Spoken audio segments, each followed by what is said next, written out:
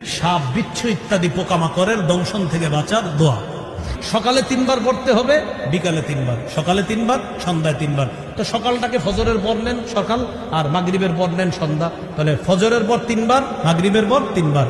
আউযু বিকালিমাতিল্লাহি তাম্মাতি মিন শাররি মা খালাক, সকালে 3 বার, রাতে 3 বার। ইনশাআল্লাহ এই পোকা মাকড়, জীব জন্তু, জানোয়ার ইত্যাদির ক্ষতিকারক বস্তু প্রাণী থেকে আল্লাহ হেফাজত করবে।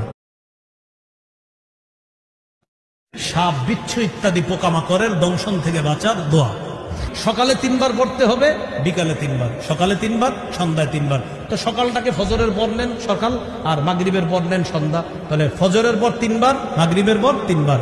আউযু বিকালিমাতিল্লাহি তাম্মাতি মিন শাররি মা খালাক, সকালে 3 বার, রাতে 3 বার।